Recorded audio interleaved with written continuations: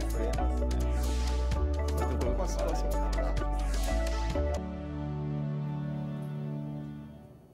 Ela é delegada titular da 2ª Delegacia de Defesa da Mulher da capital paulista. Atua diretamente no combate às violências de gênero. Em discussão Arena Livre de hoje, tenho o prazer em receber Jaqueline Valadares. Vamos saber como estão os números da violência no Brasil, conhecer um pouco da realidade atual e também debater os caminhos para mudar este cenário. Comigo na bancada as deputadas Clélia Gomes, do PHS, e Márcia Lia, do PT. Sejam todas muito bem-vindas nessa discussão aqui que se abre agora. Delegada, eu gostaria que a senhora começasse falando um pouco sobre o panorama no estado de São Paulo da violência contra a mulher. O estado de São Paulo ele foi um dos pioneiros no combate à violência contra a mulher. A nossa primeira Delegacia de Defesa da Mulher, ela é de 1986, muito anterior ao próprio advento da Lei Maria da Penha, que é recente, é de 2006. Hoje, o estado de São Paulo é o estado do nosso país que tem mais delegacias de defesa da mulher.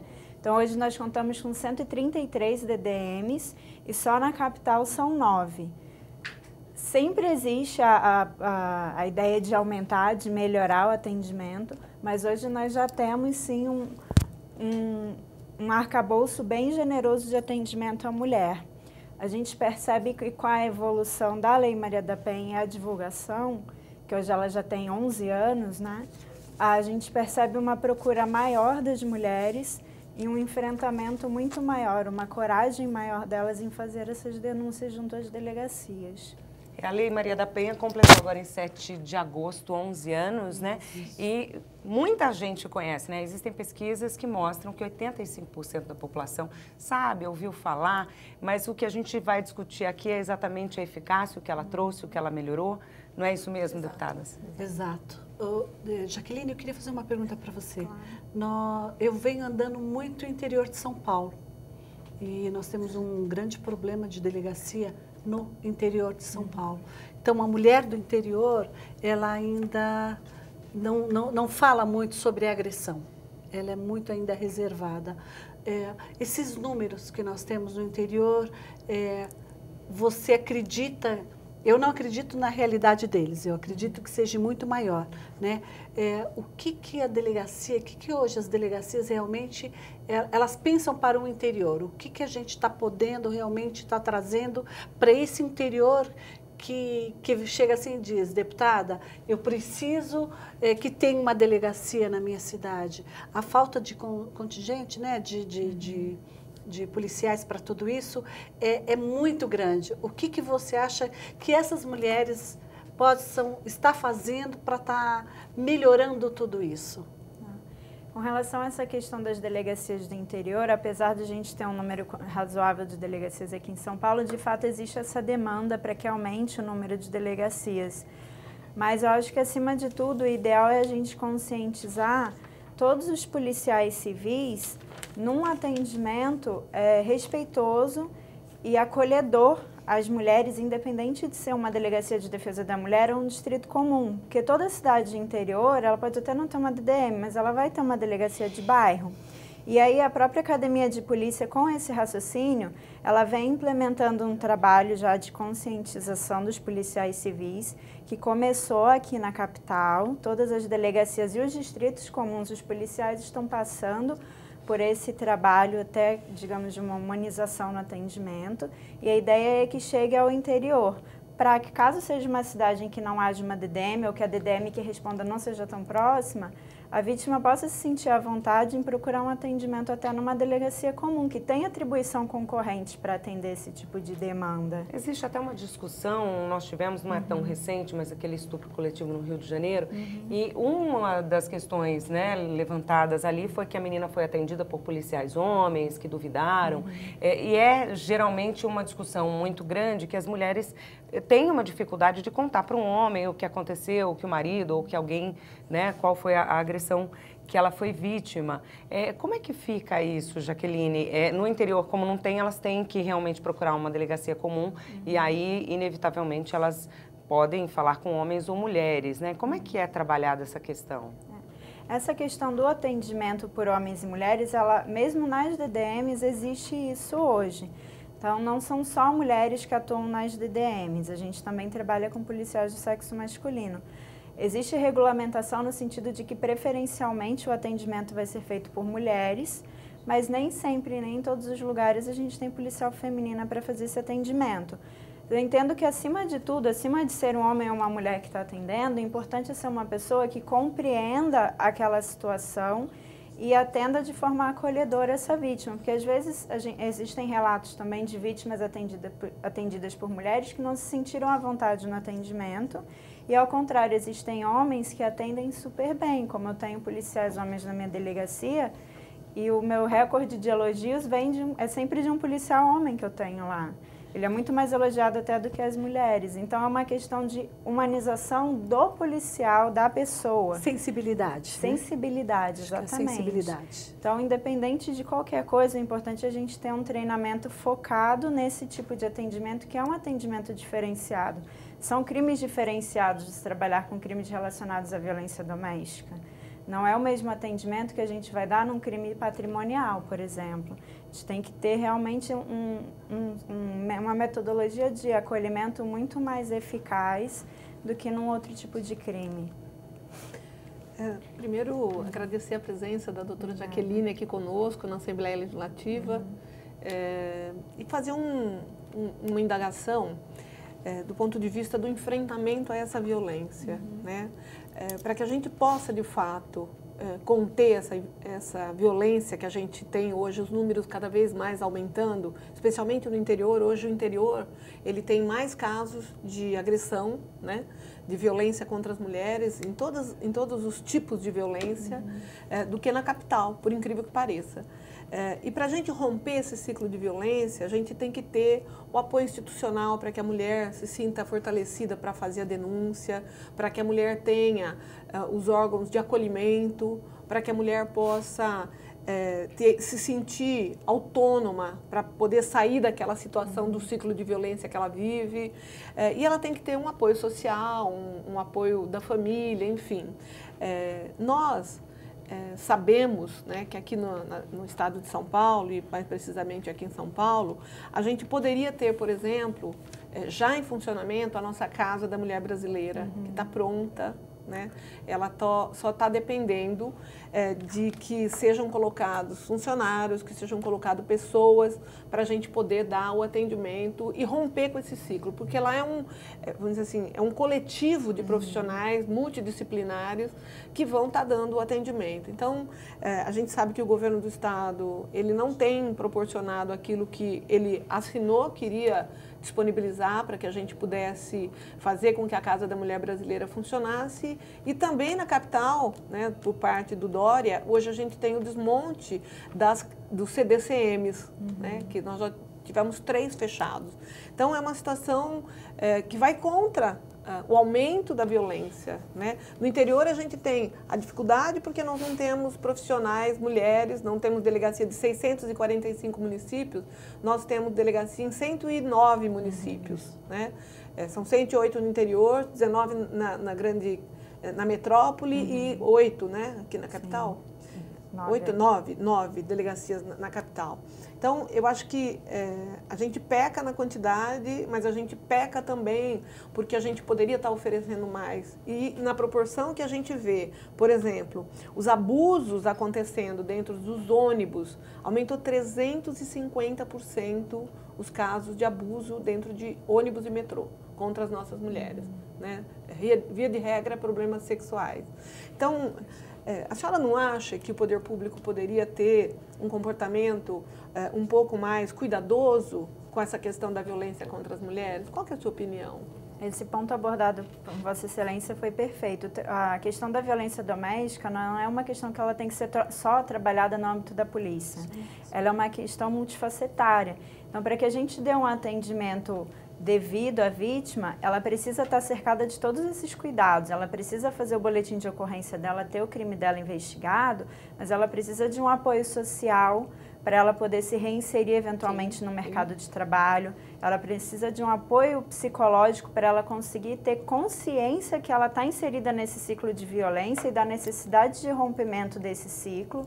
E se a gente não tiver esse trabalho feito de forma completa, com todos esses parceiros trabalhando de forma conjunta, a gente não vai conseguir romper esse ciclo de forma efetiva, porque acaba caindo naquela situação da vítima fazer diversos boletins de ocorrência e voltar a conviver com o parceiro, porque ela não teve esse apoio psicológico e social para seguir a vida dela e para ter essa consciência de que ela realmente está em uma situação de vulnerabilidade. E se a gente tivesse, por exemplo, um trabalho em rede, né? A gente já teve, inclusive, conversando com o Dr. Márcio Elias Rosa, que hoje é o secretário de Justiça do Estado de São Paulo, na perspectiva da gente construir essa rede, né? Fizemos uma conversa, parece que tem um grupo de trabalho, acho que a Clélia é indicada aqui pela Assembleia para participar desse grupo de trabalho. Então, se a gente tivesse a Casa da Mulher Brasileira, se a gente tivesse um trabalho integrado entre as delegacias, se a gente tivesse um trabalho integrado com as unidades móveis de atendimento, que parece que o Dória está devolvendo, não quer mais. Né? Então, tem uma série de coisas, e a gente percebe, É uma cadeia que falta, né? Falta uma cadeia, uma rede para englobar e resolver todos esse problema de forma mais eficaz. Seria uma forma da gente ter essa rede toda integrada. E também que o Estado pudesse fazer essa interface entre todas as políticas que, conforme a própria doutora Jaqueline disse, né, você tem que ter um trabalho multifacetário para você poder atender a mulher do ponto de vista econômico, do ponto de vista social, do ponto de vista emocional. Né? E você acaba se sentindo pior, porque se você acaba vendo que o que tem está sendo tirado, você acaba sentindo que é como se você não tivesse mais luz, né? Já não tem muita luz e você acaba se perdendo com o que tem, né? Então, doutora, quais os prejuízos dessas perdas estruturais aí para a solução do problema ou para a mudança de cenário? Criminalmente falando, até essa questão da gente ter um único ambiente com todos esses serviços, é interessante porque são inúmeras as vítimas de classe baixa que a gente recebe, que às vezes elas mal conseguiram dinheiro para chegar na delegacia para fazer o registro. E aí a gente tem que, de lá, encaminhá-la para fazer exame de corpo de delito em um outro local. O encaminhamento psicológico é em outro, o apoio social é em outro. Então, provavelmente, essa vítima, ela não vai fazer essa peregrinação. Ela vai abandonar a situação ali na delegacia mesmo. Ela vai fazer o boletim de ocorrência, a gente não vai ter o exame de corpo de delito, a gente não vai ter um laudo psicossocial, não vai ter o acompanhamento dela para ela conseguir sair dessa situação. Diferente seria se a gente realmente tivesse todos esses órgãos situados num único espaço físico. Ela já está muito humilhada, né? Exatamente. Pra ter que ficar andando para lá e aí, cada lugar que ela vai, ela tem que ficar revivendo aquela história. Explicando tudo. Né? É uma revitimização cada vez que ela narra aquilo para pessoas diferentes.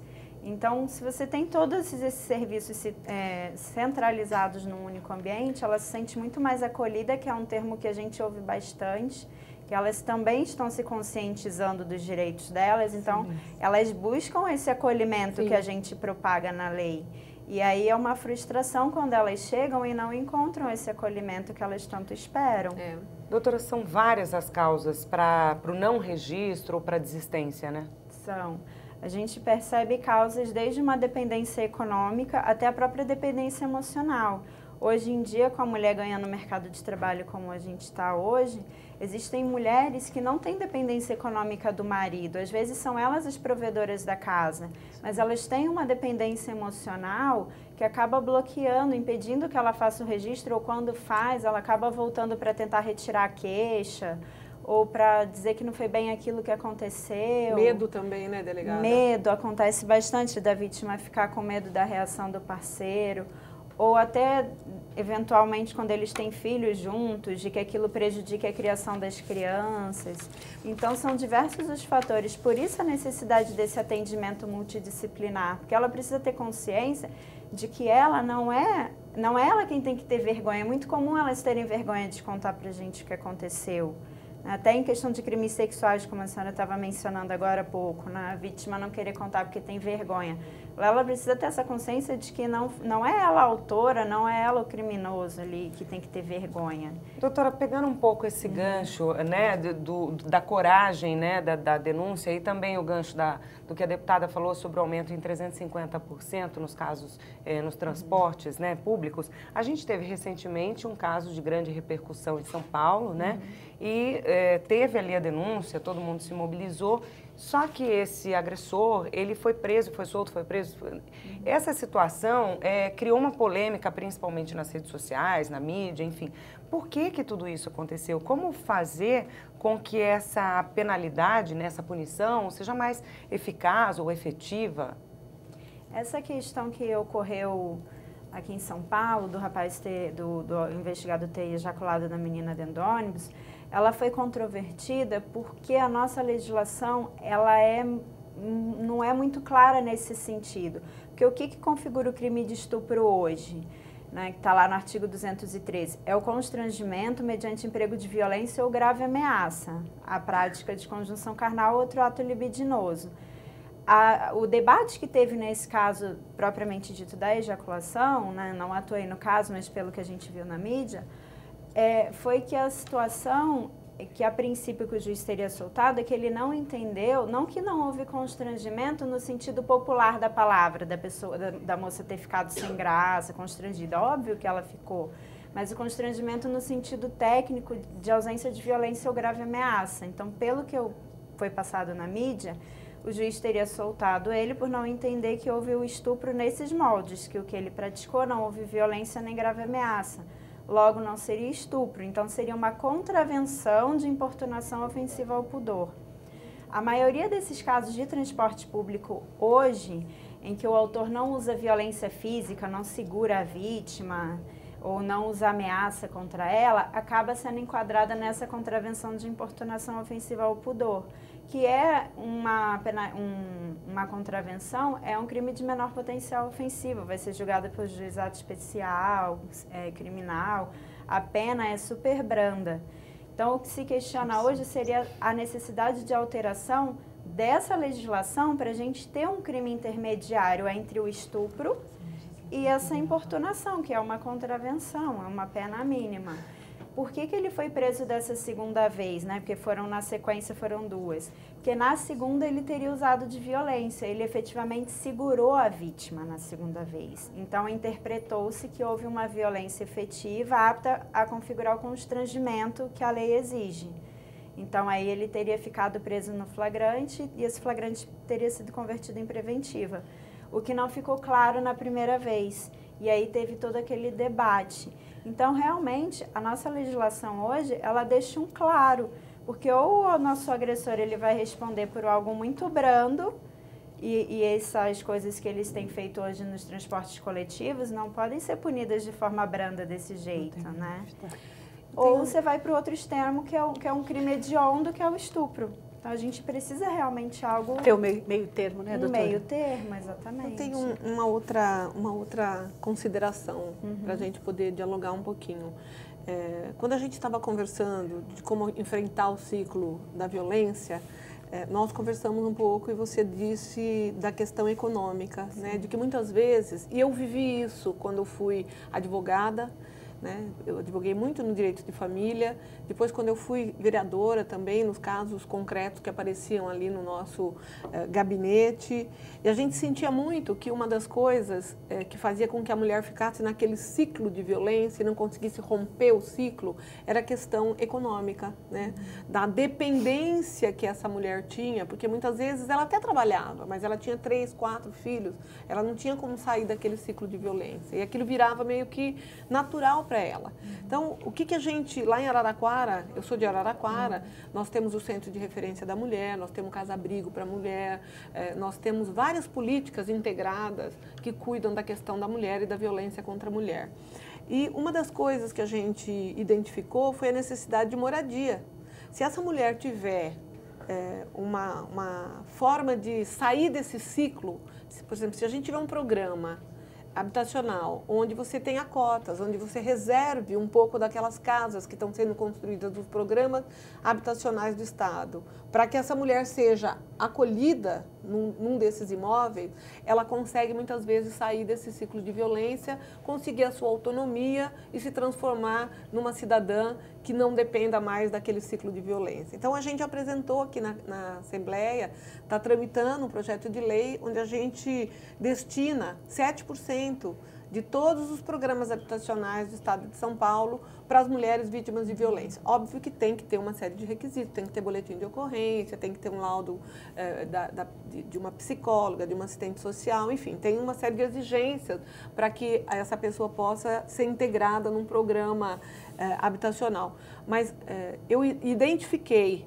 né, que uma das questões mais sérias é a dependência econômica. O que você acha disso? Eu concordo com a senhora. De fato, a dependência econômica ainda tem um peso muito significativo, que é o que foi mencionado. Ainda que elas trabalhem, não necessariamente elas vão conseguir sustentar aquela casa sozinha, os filhos sozinha.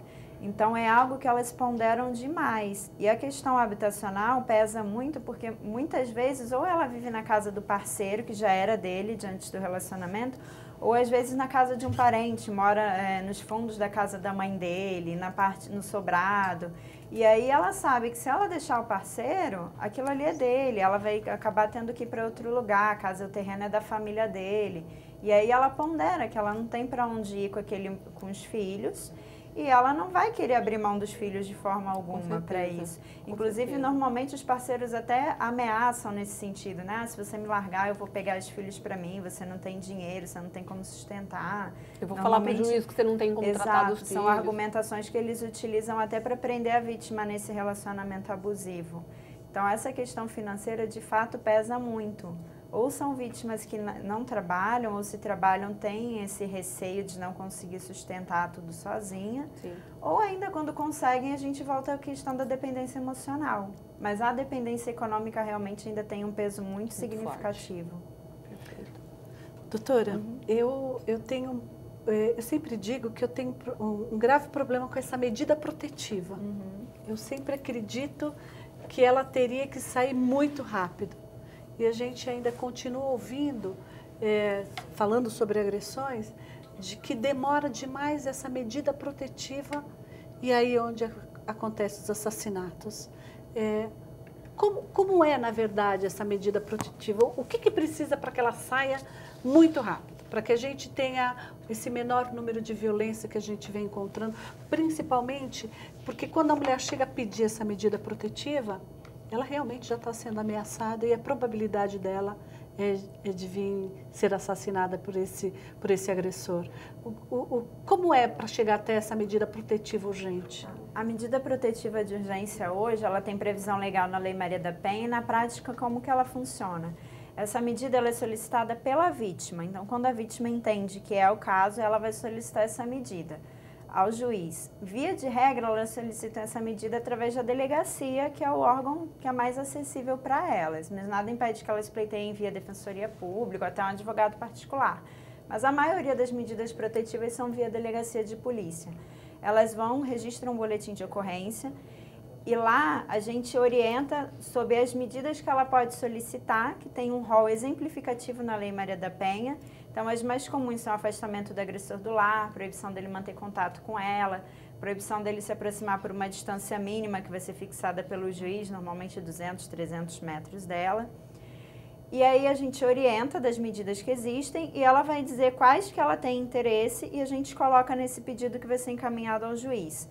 O prazo da Lei Maria da Penha é que o delegado ele tem 48 horas para encaminhar essa medida ao juiz e o juiz, por lei, tem 48 horas para decidir. O que acontece é que, na prática, a gente acaba vendo que nem sempre essa decisão sobre a concessão das medidas, ela de fato é cumprida, ela é feita em 48 horas. E, de qualquer forma, se a gente for analisar esse prazo, ainda que for todo seguido, são 4 dias, né? São 48 horas do delegado com mais 48 horas do juiz. E tem uma outra questão, né? Tem muitos casos que a gente vê, principalmente na mídia, em que a vítima tinha uma medida protetiva, né? Assim. E mesmo assim acabou assassinada. Sim. Então, assim, como trabalhar nesse caso, doutora, né? Essa questão da celeridade que a deputada estava falando, Existe hoje tramitando um projeto de lei, salvo engano é o PLC 07, eu acho, que ele tem como finalidade que o delegado de polícia conceda essa medida protetiva no plantão. Porque a delegacia de polícia, ela é o único órgão que vai ficar aberto 24 horas. Então, ela iria na delegacia, qualquer delegacia, não necessariamente uma DDM, e ela poderia solicitar essa medida protetiva junto ao delegado, que poderia deferir essa medida na hora para a vítima e aí já determinar que a equipe dele desse ciência ao agressor. Essa medida deferida ou indeferida pelo delegado, essa decisão do delegado, seria encaminhada para o juiz. E aí o juiz poderia posteriormente corroborar essa medida. Mas até que o juiz decida, ela já está resguardada pela decisão da autoridade policial. Então seria um modo de acelerar essa concessão da medida e já deixar a vítima minimamente resguardada. O que eu percebo na atuação nas DDMs é que a medida protetiva ela tem sim um efeito inibitório em relação ao agressor. Existem agressores que descumprem, mas a maioria deles sente um efeito inibidor quando ele recebe aquela intimação da medida protetiva. Até porque vem escrito lá, na maioria delas, que em caso de descumprimento a prisão preventiva dele vai ser decretada. E aí eles já tomam aquele susto, então normalmente a gente percebe um efeito nisso. Naqueles agressores em que não ocorre, que eles descumprem essa medida, a vítima dá ciência à autoridade policial que ele está descumprindo e aí ele não precisa cometer crime, basta ele descumprir. Então, se a proibição é dele entrar em contato com ela, ainda que ele mande uma mensagem dizendo eu te amo, eu estou morrendo de saudade, me desculpa, ele já está descumprindo a medida.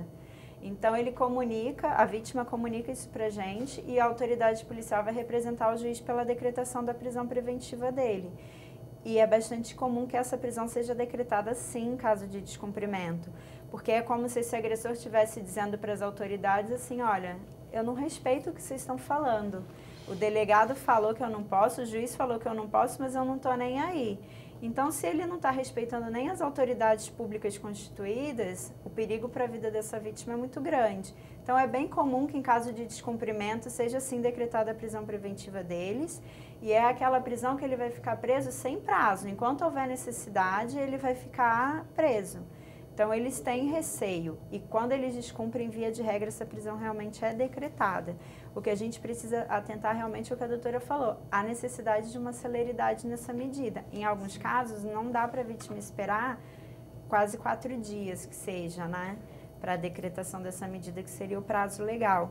E um outro ponto interessante sobre as medidas protetivas, que hoje a gente percebe, é que a Lei Maria da Penha ela traz um rol exemplificativo. Então, tem umas medidas que, via de regra, são as que se encaixam aos casos concretos, mas a própria lei deixa claro que nada impede que outras medidas sejam solicitadas, que não estejam ali elencadas. E hoje, com essa questão da evolução da informática, a gente tem percebido um problema muito grande com relação ao que a gente chama de pornografia de revanche, que são vítimas que terminam um relacionamento e o agressor, para punir, publica fotografias e vídeos íntimos da vítima. Isso está extremamente comum. E hoje a gente acaba estendendo as medidas protetivas para esse caso. Não existe expressamente na Lei Maria da Penha, mas lá na minha delegacia, por exemplo, a gente coloca lá que a vítima solicita a proibição de divulgação desse tipo de material ou que ele retire do ar o material eventualmente já publicado, porque também é uma coisa que as vítimas estão sofrendo muito e a gente volta para aquela questão de que a legislação também não pune isso de forma adequada. A gente não tem um crime específico para o que se chama hoje de pornografia de revanche. Entra em crimes virtuais? Entra em crimes contra a honra. Então, a gente, via de regra, isso é tipificado como uma injúria ou uma difamação, que também é um crime de menor potencial ofensivo e que a própria vítima vai ter que processar o autor através de queixa-crime, ou contratando um advogado, ou através da Defensoria Pública. Em casos excepcionais, entra numa contravenção de perturbação da tranquilidade, que também é de menor potencial ofensivo. Então, é algo que expõe demasiadamente a vítima. Às vezes, ela perde o emprego, tem que mudar de residência porque ela fica exposta naquela comunidade. E a nossa legislação também é fraca nesse ponto. Então, a gente precisa adaptar a lei à realidade que a gente tem hoje, que são a questão dos transportes públicos, essa questão da pornografia de revanche. Tudo isso está defasado hoje. Tem uma questão também que eu acho que é muito comum hoje em dia, né, que é um certo preconceito que tem contra as mulheres. E quando a mulher às vezes sofre uma agressão, principalmente uma agressão de ordem sexual, a sociedade costuma dizer, mas também olha o vestido que ela usou, olha a saia que ela está usando, olha o cabelo dela. Né? Então, eu acho que a gente precisa um pouco dialogar com a sociedade, né? De que as pessoas têm que ser respeitadas independentemente da cor da roupa, do tamanho da roupa, né? E que a sociedade não pode se pautar pela forma como a pessoa escolhe de se vestir ou de se apresentar socialmente. Isso é muito comum, né? Da vítima chegar numa delegacia ou chegar num programa de rádio. A vítima vira culpada, né? Inverte a situação, né? A mulher foi estuprada, a mulher foi violentada, a mulher foi agredida. Nós tivemos um caso lá em Araraquara. Afinal, eu não sei como acabou a história, mas assim, a menina foi vítima de um estupro coletivo, né? E ela chegou na delegacia, parece que não foi muito bem atendida, era um sábado ou um domingo, a DDM não funciona no final de semana, acho que a DDM só funciona aqui em São Paulo, 24 Agora horas. temos uma 24 horas, né? Então não tem, no interior não tem. Parece que ela chegou na delegacia e eu não sei se o escrivão ou se o delegado, quem foi que atendeu, não foi muito eficiente no atendimento, não fez o acolhimento necessário e a menina travou. Ela não quis falar depois da agressão que ela sofreu na delegacia, porque imagina uma menina submetida a um estupro coletivo, que chega numa delegacia e os homens começam a fazer brincadeirinha. Né? Ela não queria contar, não quis denunciar, foi uma situação muito delicada que aconteceu lá em Araraquara, isso deve fazer um ano mais ou menos, por conta da forma como as pessoas se portam em relação a isso, né? Achando Nós que... falamos nesse bloco sobre a violência quando ela está mais dentro de casa, né? A gente centralizou bastante, mas no próximo bloco a gente também abre para a violência, né, nas ruas, principalmente em festas, carnaval, né? Tem se tornado, infelizmente, muito comum, mas a gente vai agora discutir isso no próximo bloco. Em discussão Arena Livre, de hoje, discute a violência contra a mulher. Nós vamos para um rápido intervalo, não saia daí que a gente volta já.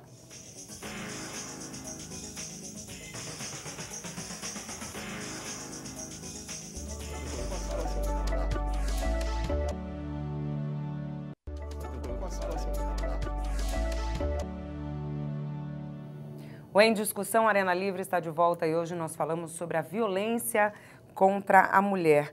Doutora Jaqueline Valadares, eu queria que a senhora falasse um pouquinho. No primeiro bloco nós falamos sobre a carência de uma mudança na legislação de forma geral, né, em vários tópicos. Falamos também sobre a carência de uma rede de atendimento que seria necessário que houvesse para que esse cenário fosse mudado.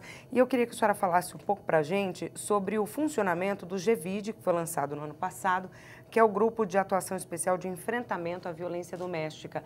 Explicasse um pouco do objetivo da criação e do funcionamento. Na verdade, o GEVID ele é um grupo do Ministério Público, de promotores de combate à violência doméstica. O que aconteceu é que, ano passado, houve uma interação entre o GEVID e a Secretaria de Segurança Pública de São Paulo, a fim de que juntos consigamos combater de forma mais eficaz a violência doméstica. Então, uma interação entre a Secretaria de Segurança e o Ministério Público através do GEVID. No início desse ano, a partir dessas reuniões que ocorreram, foi publicada uma resolução da Secretaria de Segurança Pública, dando orientações de atendimento, padronizando, de certa forma, o atendimento a vítimas de violência doméstica. Então, nessas reuniões participavam integrantes do Ministério Público, Polícia Civil, Polícia Técnico-Científica, Polícia Militar, a fim de que seja preparado toda uma estrutura de atendimento a essas vítimas, independente dela estar sendo atendida numa delegacia de defesa da mulher ou num distrito comum. O policial que atender a ocorrência vai ter que seguir aquele padrão de atendimento.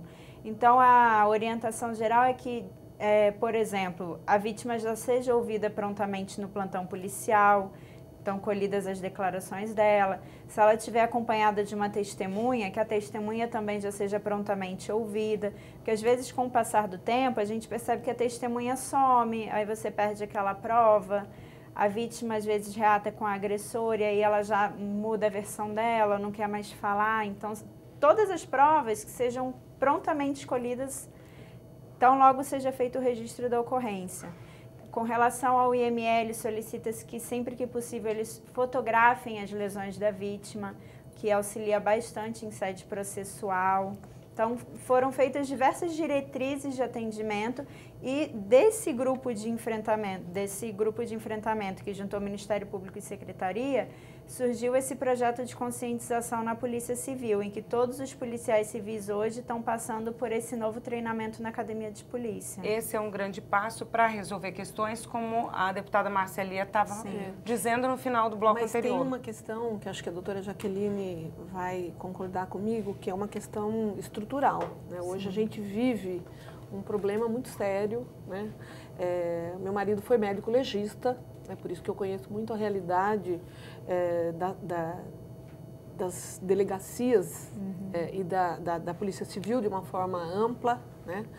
Tanto é que a gente faz, inclusive, algumas tentativas de que o governador contrate mais profissionais, porque a gente tem falta de delegados, a gente tem falta de médicos legistas, a gente tem falta de peritos, a gente tem falta de fotógrafos, de investigadores, enfim, a gente tem uma falta muito grande. E no interior, principalmente, aqui na capital não sei bem como funciona isso, mas no interior, assim, as delegacias, de uma forma geral, e especialmente a nossa DDM, ela tem falta de profissionais, ela não tem gente para dar esse tipo de atendimento que a senhora está falando.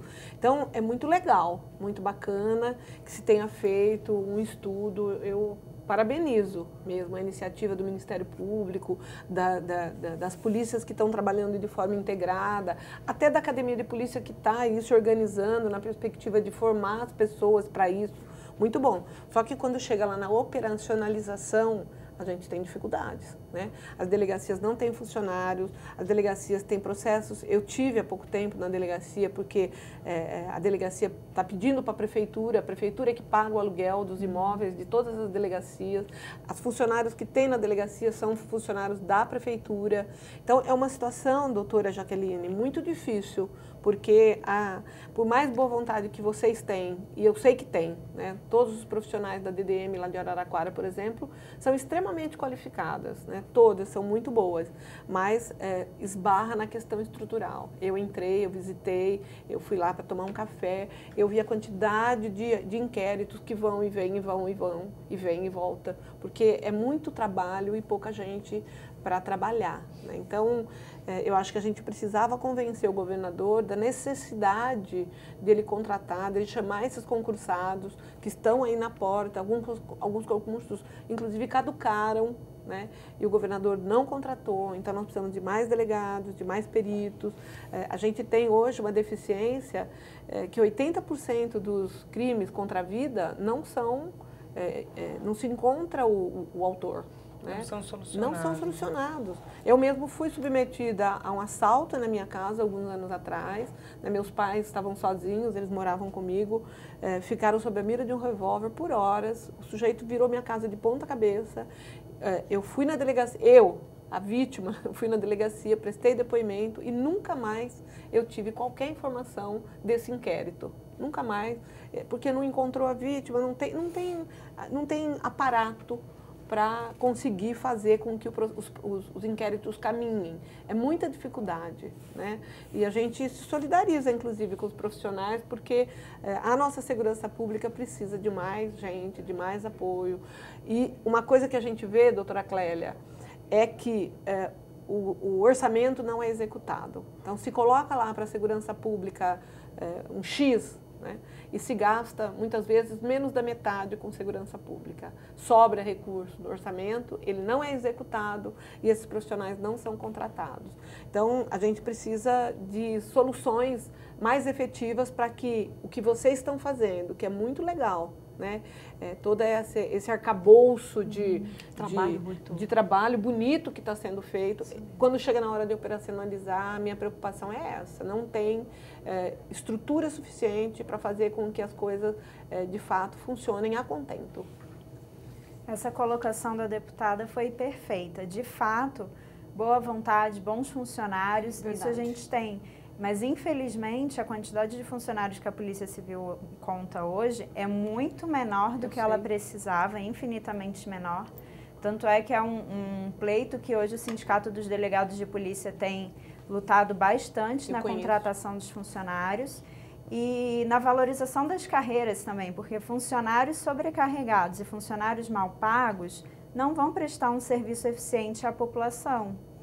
Então, exigir que os funcionários trabalhem 24 horas, 48 horas numa delegacia e exigir que ele preste um serviço eficiente, cordial, é quase impossível. Então, por mais boa vontade que esse funcionário tenha, a gente acaba esbarrando em problemas práticos, como a falta de estrutura. Se a senhora me permite, até porque, se a senhora me permite, é um trabalho muito desgastante você trabalhar com a violência, né? A pessoa fica emocionalmente abalada. É o tempo todo, né? Você o tempo todo com medo de alguma coisa pior que vai entrar dentro Os funcionários que trabalham num atendimento policial, num plantão policial, ele lida o tempo inteiro com violência. Então, a gente trabalhando numa DDM, o tempo inteiro casos de violência doméstica e crimes sexuais. Os colegas que trabalham em distritos comuns atendem desde um homicídio, um encontro de cadáver, roubo, tudo. O tempo inteiro. São locais extremamente lotados. Então, o funcionário está o tempo inteiro sob forte pressão. Doutora, até para entender a estrutura, né, a falta dela, né, talvez, mas assim, no interior, na capital, como é que funciona? A gente sabe que desde o ano passado tem uma DDM que funciona 24 horas na capital, né? É recente, acho que não fez nenhum ano, né? Mas como é que funciona no interior, assim? As delegacias funcionam junto com a DDM, ocupam o mesmo espaço, a mesma estrutura, horários, como é que funciona? Via de regra, as DDMs funcionam em horário de expediente. Então, normalmente, na maioria dos locais, elas atendem de 9 às 18, de segunda a sexta-feira. A única DDM hoje em São Paulo que funciona 24 horas está aqui no centro, na rua Bittencourt Rodrigues, ali na Sé. Então, é a única que atende 24 horas. Então, ela é capaz de registrar boletim de ocorrência de toda São Paulo e aí, conforme for, se não for da área de atuação dela, depois ela remete esse boletim para a delegacia competente. Mas, às vezes, fica a contramão para a vítima ir no centro fazer esse registro. Então, ou ela vai ter que esperar abrir a DDM, se for um final de semana, ela vai ter que aguardar até a segunda-feira, ou, se for algo urgente, ela vai poder fazer esse registro na delegacia do bairro. Então, por conta da estrutura, não dá para aproveitar mesmo a estrutura que já existe, né? A gente está falando da defasagem de profissionais, enfim. Não daria para aproveitar a mesma estrutura? Isso já é feito ou não? Isso é eficaz ou não? Às vezes é feito, mas não é eficaz? As DDMs, normalmente, elas estão situadas no mesmo prédio de uma unidade policial, mas é uma delegacia autônoma em relação a esse distrito. Então, com horário autônomo, funcionários específicos. Não dá para misturar e colocar tudo junto, porque são atribuições diferentes. Então, a gente acabaria atrapalhando mais do que ajudando se a gente misturasse todos esses funcionários. O que precisa é realmente ter mais funcionários em todas, tanto na DDM quanto nos distritos comuns. Porque caso essa vítima não tenha uma DDM aberta próximo da casa dela naquele horário, o distrito comum ele tem atribuição concorrente. O nosso decreto que regulamenta o trabalho das DDMs, ele deixa muito claro que os distritos têm atribuição concorrente para fazer todos os registros de uma DDM. Então, a vítima não precisa aguardar até segunda-feira ou até amanhecer o dia para ela procurar uma DDM. Ela pode registrar no que a gente chama hoje de central de flagrantes, que são as delegacias que ficam abertas 24 horas. Ela pode fazer esse registro.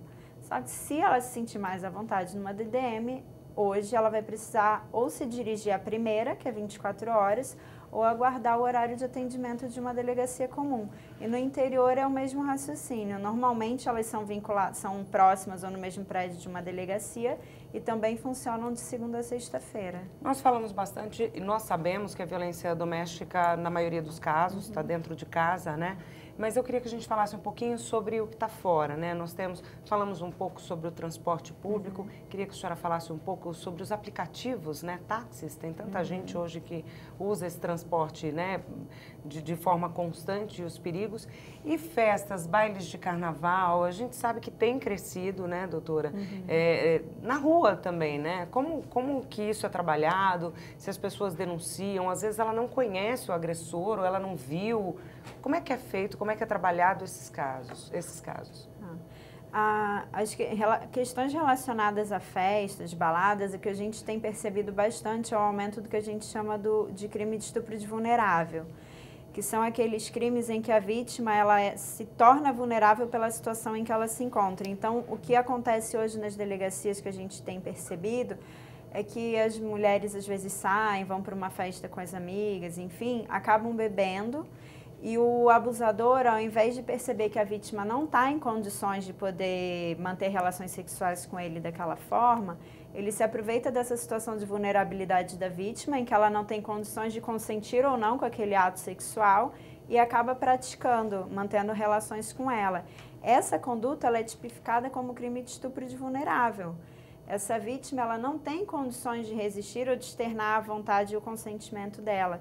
E vem se tornando muito comum que homens se aproveitem dessa situação de vulnerabilidade e mantenham relações sexuais com essas vítimas. Então, há necessidade de um trabalho de conscientização para que eles percebam que isso não é uma situação normal e que eles não podem fazer isso sob pena, inclusive, de cometimento de um crime hediondo, que é o crime de estupro de vulnerável. Fora isso, aquelas abordagens que a gente conversou, equiparadas à questão dos transportes públicos, né? De beijar, de agarrar, de passar a mão. Mas são coisas que, perto de um estupro de vulnerável, a gente não recebe, às vezes, tanto o feedback das vítimas. Às vezes, elas acabam deixando passar e não fazem o registro. Já o estupro de vulnerável, não. Eu percebo que as vítimas cada vez mais têm consciência de que essa conduta foi errada e elas procuram, mesmo que com poucas informações do agressor, elas vêm na delegacia fazer o registro. E é importante que façam, não só pela questão policial da investigação do crime, mas até para a gente fazer o devido encaminhamento dela ao Pérola Byton, para que ela receba todo aquele tratamento profilático contra DSTs, que ela receba a orientação quanto à eventual possibilidade de realização de aborto legal, caso desse estupro resulte em uma gravidez. Então, é importante que elas procurem a delegacia, tanto para o registro, quanto para que elas recebam essas orientações médicas relativas até à saúde dela e o encaminhamento delas para esse atendimento lá. Muito bom. Vamos abordar um pouquinho também sobre o assédio no trabalho, doutora? É o único crime, é isso? É o único assédio que é considerado crime? A gente tem um crime hoje no Código Penal, que é o crime de assédio sexual. O que acontece é que esse termo assédio sexual ele tem sido usado de forma muito popular. Então, é muito comum que as vítimas de abusos no metrô, abuso na rua, abuso na balada, cheguem na delegacia querendo fazer um BO de assédio sexual. E ela não vai sair de lá com BO de assédio sexual nessas situações. Por quê? Porque o nosso crime de assédio sexual, tecnicamente falando, ele é um crime que exige uma relação de hierarquia entre autor e vítima. Então, normalmente, ele é relacionado a situações empregatícias. Então, é o chefe que se aproveita dessa condição de superior hierárquico para exigir uma vantagem sexual em relação à sua funcionária. Então, a gente tem que separar o termo, entre aspas, vulgar do assédio sexual, que a gente usa popularmente, do crime, tecnicamente falando, né? Então, o crime de assédio sexual, ele exige essa relação hierárquica. Se não houver essa relação entre autor e vítima, ou a gente vai para o estupro, ou para a importunação ofensiva ao pudor, ou algum outro crime sexual que se encaixe naquele caso concreto. Então, o assédio sexual em si, ele é um crime muito específico. E hoje é grande também esse número de... Sim, foram 267 no ano passado, a gente casos percebe, registrados. Sim, né? De casos registrados. A gente percebe que vem acontecendo uma demanda, ou melhor, um aumento, não sei se dos casos, mas pelo menos da procura pela polícia. A vítima acho que se sente hoje mais forte para poder fazer esse tipo de denúncia. Porque é preciso coragem para denunciar, Sim. e nesses casos o emprego está em jogo, e aí o emprego, a renda, o orçamento, enfim, né? Não, e hoje o que a gente vem vendo é que o número dessa violência vem aumentando gradativamente, né? Não é uma coisa como antigamente que você via que era tudo muito escondido. Hoje é muito, muito aberto esses estupros com muitas pessoas, essa violência da mulher dentro do ônibus, dentro dos transportes públicos, talvez porque antigamente não se dava tanto queixa como se faz hoje, né? Mas hoje você também está vendo um aumento que vai dando um medo do que vem acontecendo. Tem que se ponderar, né? O que cresceu? O número de casos ou o número de registros, né, doutora? Mas você sabe que o que falta muito é o número de registros. Sim, né? né? Eles nunca retratam a realidade, né, doutora? A gente entra nesse ciclo mesmo que você falou. É complicado de aferir se aumentaram o número de casos ou se aumentou o número de vítimas que denunciam, porque a gente não tinha essa referência antes, né, para poder fazer essa comparação. O fato é que a gente percebe, sim, que essa questão do empoderamento feminino e a própria divulgação por meio de diversos meios de comunicação dos direitos da mulher, a divulgação sobre a Lei Maria da Penha, enfim, faz com que a vítima se sinta mais à vontade até para contar. Muitas delas antigamente não tinham essa coragem de procurar uma delegacia, narrar um crime sexual ou denunciar o próprio chefe num caso de assédio sexual. Isso era inimaginável há um tempo atrás.